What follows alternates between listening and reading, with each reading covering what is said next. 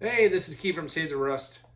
So tonight we're working on our 1942 Harley WLC Canadian model, and what we're starting to put together is a unique feature on the Canadian model. It's the hand clutch. And if you didn't know, the Canadian government, when they were ordering their Harleys, they stipulated they wanted a hand clutch, auxiliary hand clutch. So what I'll do is I'm going to show you all the parts that go through it and some of the unique features on it. And, really it makes sense. Think about the time, all the roads in World War II are either dirt, if they're cobblestone, they're beat to hell, there's the holes everywhere. Imagine actually riding one of these bikes, hand shift, foot clutch. And if you've never ridden a hand shift, foot clutch, um, if you get into if you're going slow and you kind of get into a spot where your back tire starts moving out and stuff, the immediate thing you want to do is put your foot down. What happens when you put your foot down? You either got the clutch engaged or you don't. And if you don't, that means the bike's still going that way. And what happens is you're probably going to go down if you're in some muddy, soupy mess. And so what they wanted was they wanted an auxiliary hand clutch in 1942. And Harley didn't come out till 52 on the big twins. I think it was 52 was the first year of the foot shift on a pan head and with a hand clutch. So this was 10 years earlier. So it's actually quite unique. And I'm going to show you the parts that goes on a hand clutch for a 1942 Harley. So here's some more of my new old stock parts. I pulled this out of my display case. This is a very nice original paint hand clutch lever for WLC. You can see it's very nice, all complete. And it actually has the numbers in it.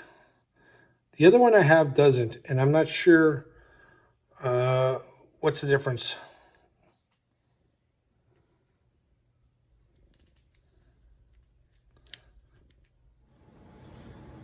So here's some of the components on a hand clutch. First off, I'm going to show you, this is an original operator's manual for Canadian military model WLC, built for the National Department of National Defense, March 1942. And if you go look at a diagram of the bike, what you're going to see is you got your brake and then you got your clutch. Look at number 4. Come down here, clutch, handle, hand lever. Okay, so just showing you that that's factory Harley and Canadian military. So when we get down to it, you got your cable, just like your brake cable. This is the mount that goes on the frame C-post tube that the battery box and the foot clutch cable attaches to. So if we're looking at the bike here, it's this mount back here. Okay, this one right here, really hard to see, and what that does is it goes, I believe it goes underneath, and that's where I'm going to be putting it underneath, because what you are going to do is the cable is going to come and it's going to go through this hole. So if you've ever wondered what on your clutch arm, what that hole is for, that's for the clutch cable on a WLC. So this goes through there, and what happens is the cable comes through, it goes through that hole, you loop it, and then you tighten it all up, and then that goes there, and that's when you pull the clutch in with your hand, that's where it pulls it from. Okay,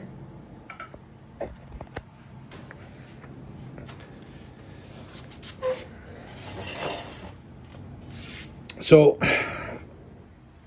here's that really nice new, I believe it's new old stock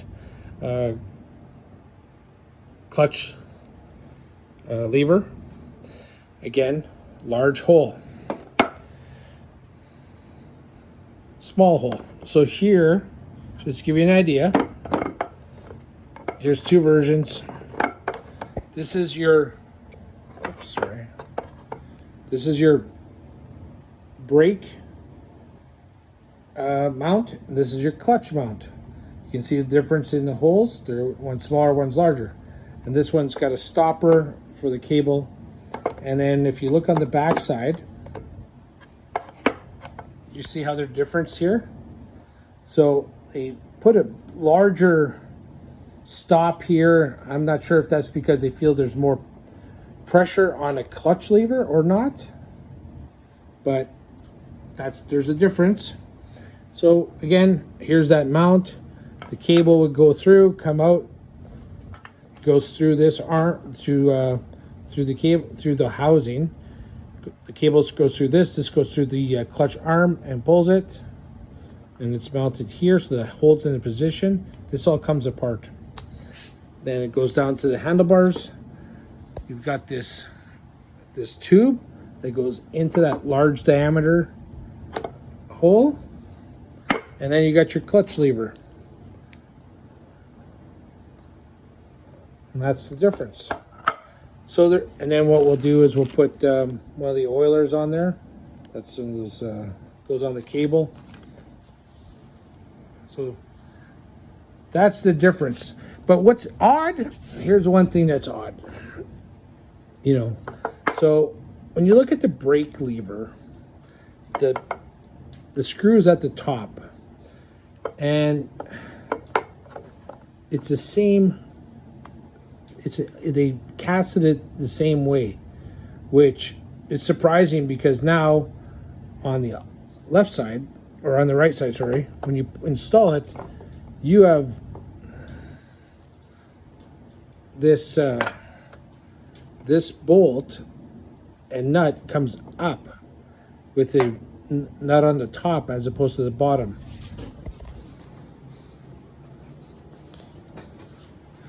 So if you're looking at this brake lever, you see how it's the bolt goes through the top and there's a nut on the bottom.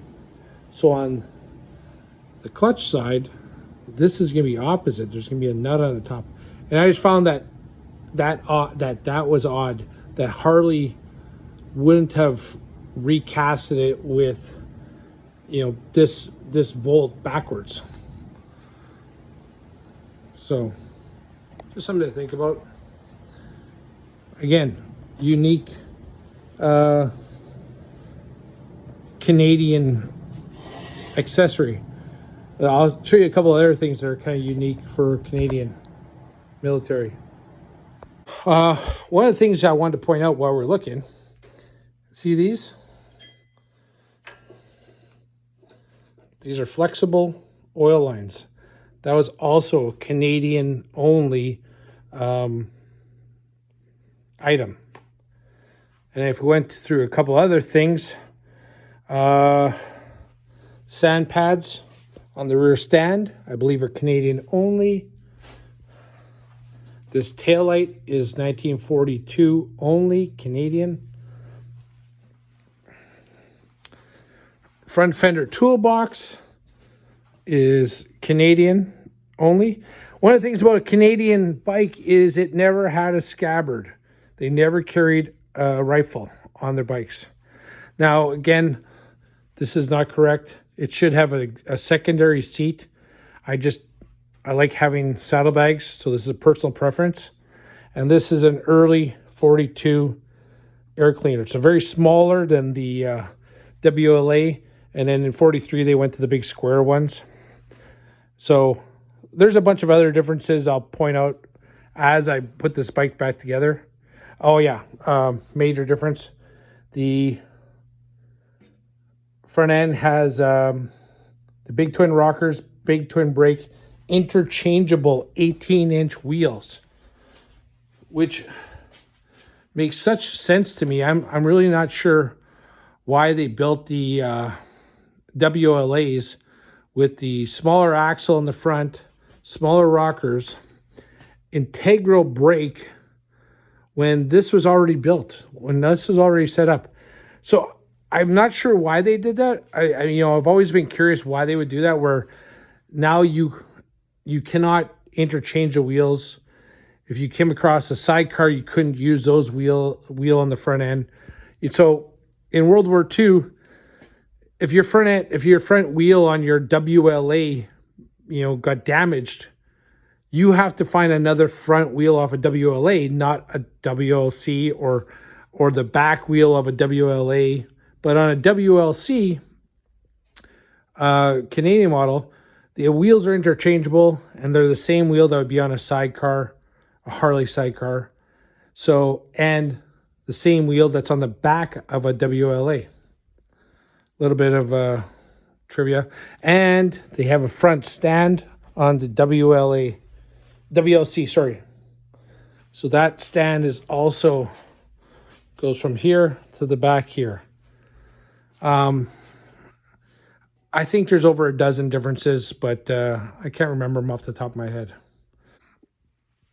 So if you ever wonder what was in the background here, I bought out an old Harley shop. Well, it wasn't that old, but I ended up with some new old stock parts. I think there's 7,000 part numbers there. So there's only from here up, that's pre-84 stuff. So there's not a lot of stuff from the 40s, but one of the things I'm looking for is 4013. That's the bolt.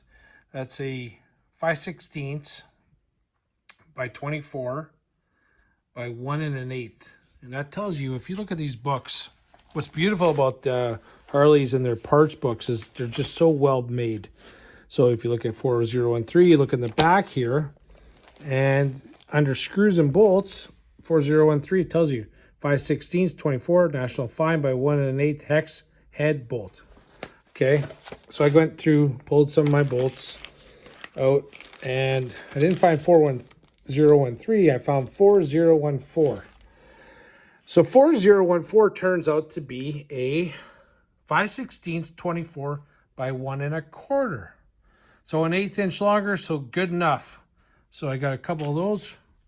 And so if you're ever looking for your hardware, look, if you have access to original parts and part numbers, look at the number before, look at the number after, and that might be what you end up using, because if you can't find that specific 1 1/8, well, I'm going to use a 1 1/4. Tons of room underneath that mount. So what's the difference? No one's going to notice an 1/8 of an inch. So now what we're going to do is just continue going through some of these, some of the hardware and some of the parts, and just seeing if I have anything else that I just don't remember, because there's 7,000 part numbers. Well, after a long night looking for parts and stuff, I'm going to call it an evening. You know what? A lot of times when you're doing a restoration like this, it isn't simply bolting on parts or fixing stuff. A lot of times it's just sitting looking at books, looking for parts. I've got internal brake and clutch cables somewhere. I can't find them. I probably spent an hour and a half. I went through every spot that I could possibly think, and I know there's a roll of them. There's probably a half dozen of these cables. Can't find them anywhere. I've pulled boxes out. I'm just, it gets a little frustrating, but what I'm saying is there's a lot of time just invested in searching for parts, even if you have them, but just, if you're not looking online or everything. So while it might not seem like I got a lot of accomplished, it still feels like you did. So in the end, you know what? I'm on no one's timeline but my own, and hope you enjoyed it. Hope you found a couple interesting facts tonight, and just want to kind of bring you along on the ride and show you that there are days where you just simply do research, find parts and stuff, etc. Again, this is Keith. I'm Keith from Save the Rust. It's been a long day. I'm tired. I'm going to bed. But thanks for watching. Thanks for subscribing. And this will be done this spring. Not much left on it. Might look like it, but there's not. So have a great night.